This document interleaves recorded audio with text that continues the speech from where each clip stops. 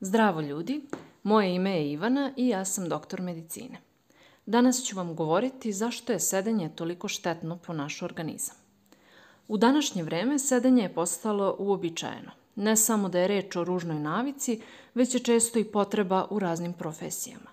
Pa tako imamo poslovne ljude u kancelarijama, mlade ispred ekrana računara i telefona, kao i penzionere ispred televizora. Ipak, pogledajmo anatomiju ljudskog tela. Ono je sačinjeno od pokretača. U našem telu postoji čak 752 mišića koji su zajedno sa kostima, zglobovima, ligamentima i tetivama aktivni pokretači.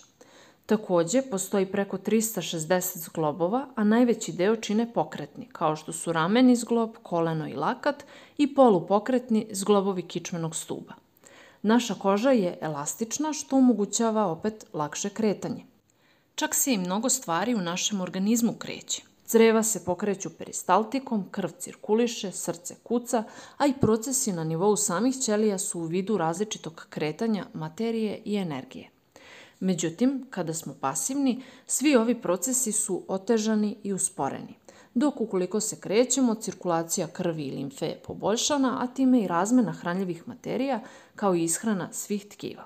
Hrana se bolje vari i brže se oslobađamo štetnih materija. U današnje vreme se sedenje po svojim posljedicama po zdravlje često poredi sa zavisnošću od duvana. Zašto je to tako? Kao što rekoh, pre svega je narušena normalna cirkulacija krvi i limfe, kao i normalna ishrana ćelija i oslobađanje organizma od štetnih sastojaka. Zbog usporenog kretanja creva, osobe koje dugo sede češće pate od opstipacije. S obzirom na to da je sedenje često, ne samo dugotrajno, već i nepravilno, pritisak na pojedine delove kičme kao i ramene zglobove može biti veći i tako dovesti do njihovog kočenja, češćeg povređivanja i oboljevanja. Pozicija sa pognutim leđima i glavom tokom svakodnevnog sedenja smanjuje prostor u grudnom košu i time otežava normalno širenje pluća u toku disanja. Tako da osobe koje dugo nepravilno sede češće u toku života razviju plućne tegobe. Također, sedenje je povezano sa češćom pojavom šećerne bolesti, kao i gojaznosti i povećanog krvnog pritiska. Ipak, vežbanje nije lek za efekte sedenja. Ukoliko podjednako dugo sedimo, to što više vremena provedemo vežbajući neće umanjiti posljedice sedenja.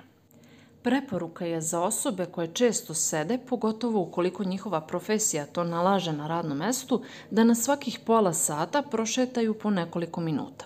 Kada je to nemoguće češće, onda bar odvojiti 5 minuta na svakih sat vremena, a poželjno je odraditi i istezanje ili neke lake vežbe kojima bi se razmrdali ekstremiteti i tokom godina rada očuvala pokretljivost zglobova. Hvala vam na pažnji. Ako vam se ovaj video dopao i želite da veći broj ljudi shvati značaj sedenja kao faktora rizika, kliknite na like. Ako želite da budete u toku sa medicinskim temama o kojima pričam, kliknite na subscribe. Srdačan pozdrav i do sljedećeg viđenja.